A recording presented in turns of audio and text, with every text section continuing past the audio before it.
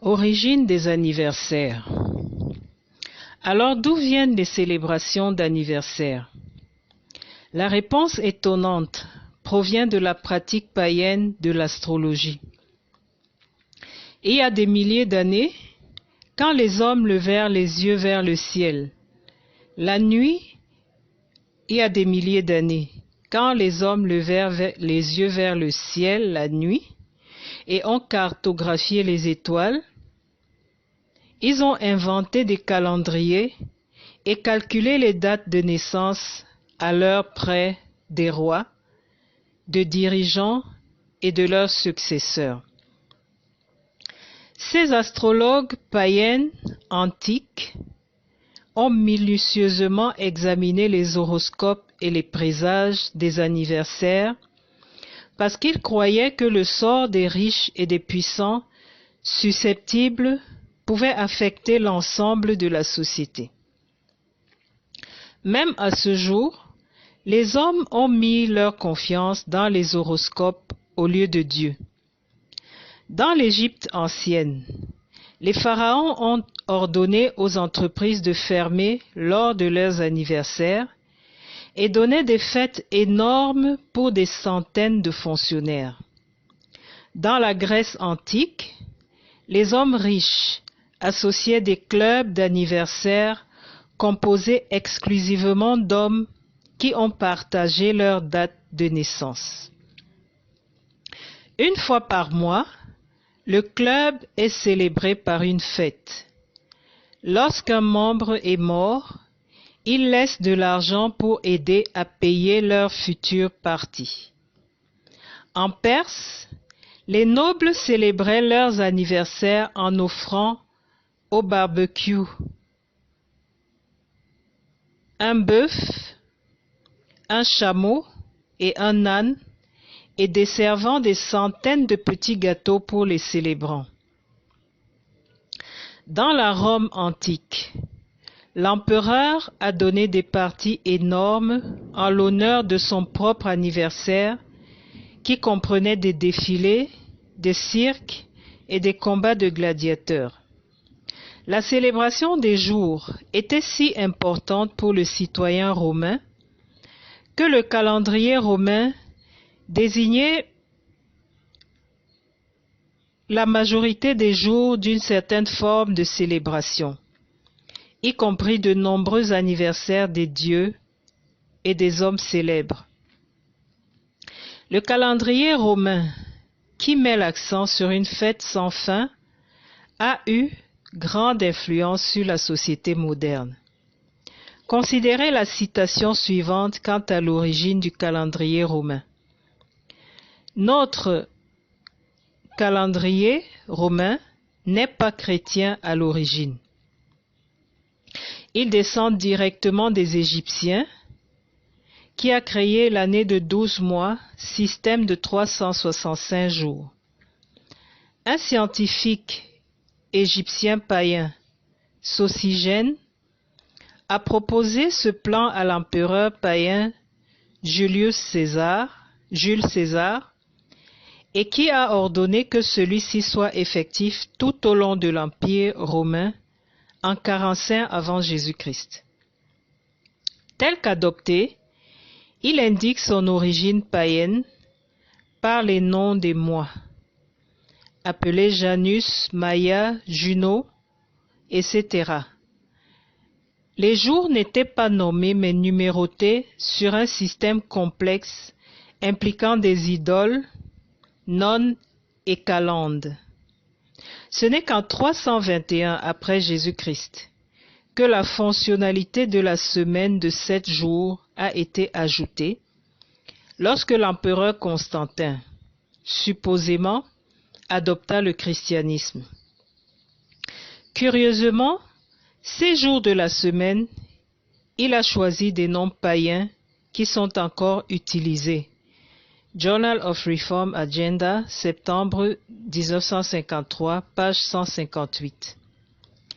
Les célébrations modernes des anniversaires par les enfants prennent leur forme principalement de l'Allemagne, où l'enfant qui fête l'anniversaire reçoit des dons, choisit un menu et reçoit un gâteau de beurre ou de confiture plombé d'une bougie. Le livre de l'or d'anniversaire de Ralph et Adeline Linton donne un bref regard sur l'histoire des célébrations d'anniversaire.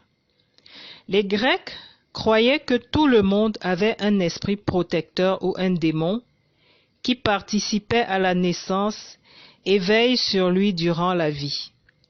Cet esprit avait une relation mystique avec le Dieu auquel est né l'individu. Le livre se poursuit. Les Romains aussi ont souscrit à cette idée.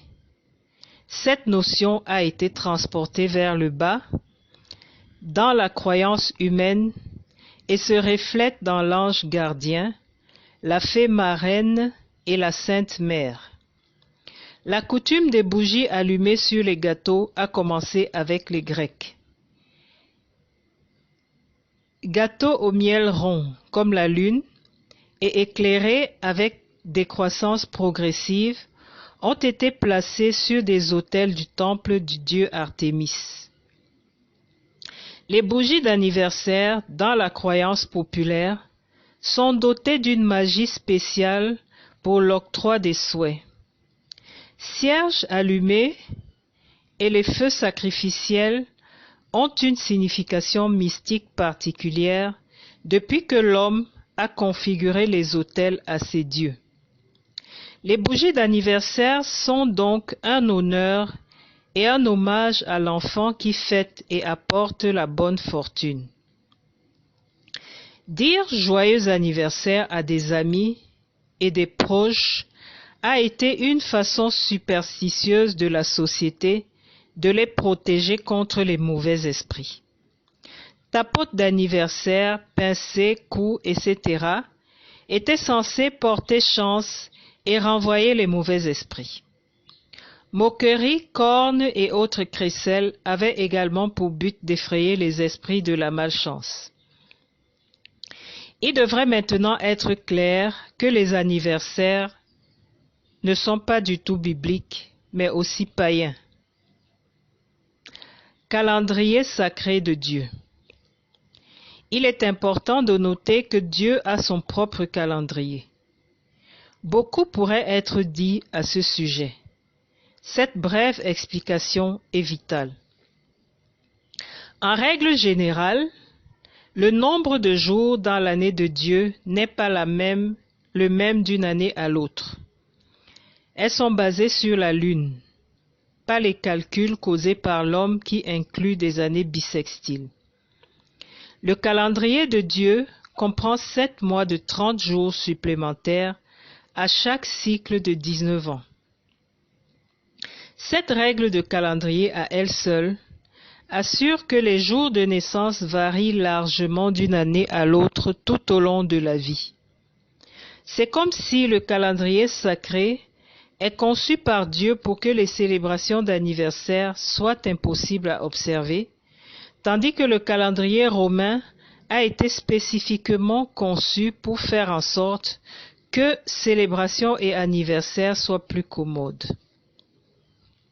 La date du 29 février, qui ne se produit que tous les 4 ans, crée un problème particulier pour tous ceux qui ont cette date de naissance.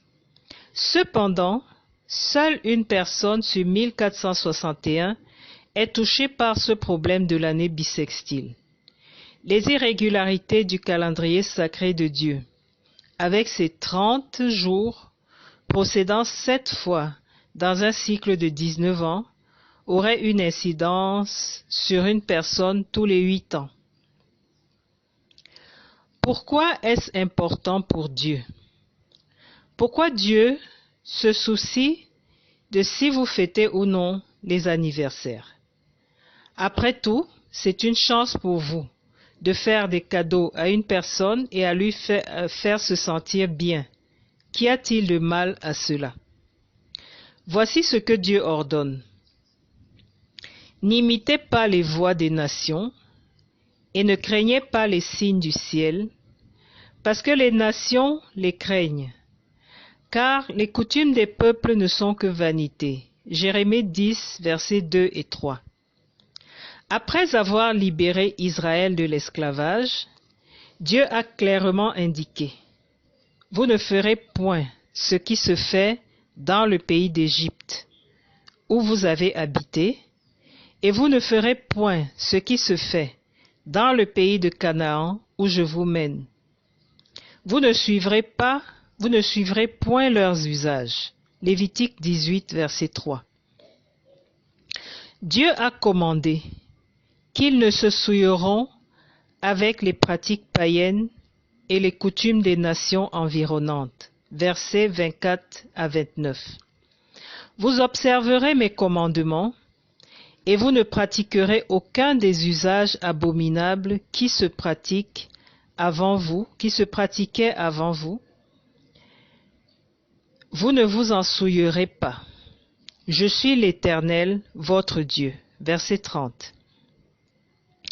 Il s'agit d'une commande emphatique de Dieu. Il ne veut pas que ses serviteurs tombent dans les coutumes de ce monde. Mais qu'en est-il de ceux qui atteignent l'âge de 80, 90 ou 100 ans? Devrions-nous ignorer totalement les nombreuses années d'expérience de vie qu'on a acquis? Non. Dans notre société actuelle, où les personnes âgées sont systématiquement ignorées et considérées comme un fardeau, il est certes permis de reconnaître une personne qui a atteint un nombre considérable d'années.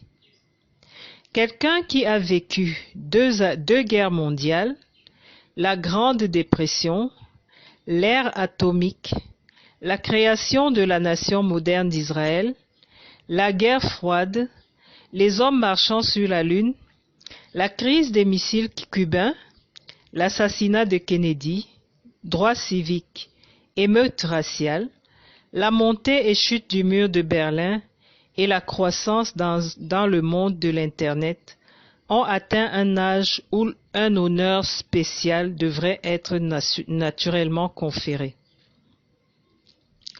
Proverbe 16, verset 31 dit: les cheveux blancs ou gris sont une couronne de gloire, si elle se trouve dans la voie de la justice.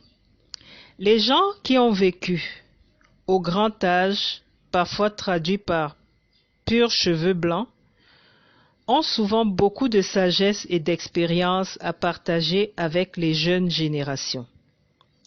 Le simple fait qu'ils ont atteint l'âge de 70, 80, 90 ou 100 montre leur honneur et valeur.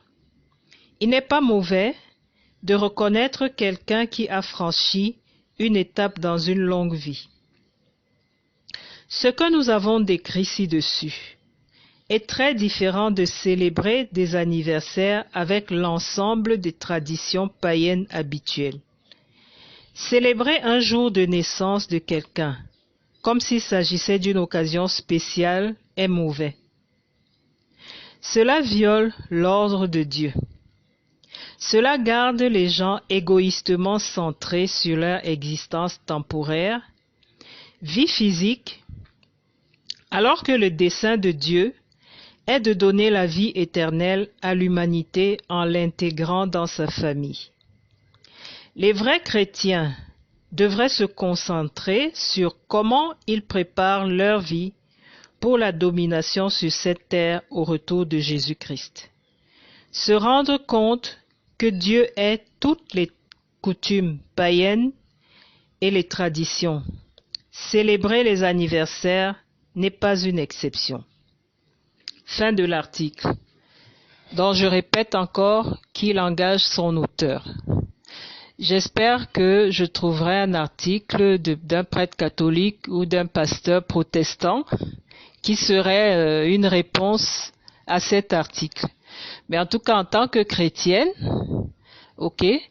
chrétienne convaincue, je veux faire des choses conformes à la Bible et à ce que Dieu veut. Donc, Cet article m'a intéressé.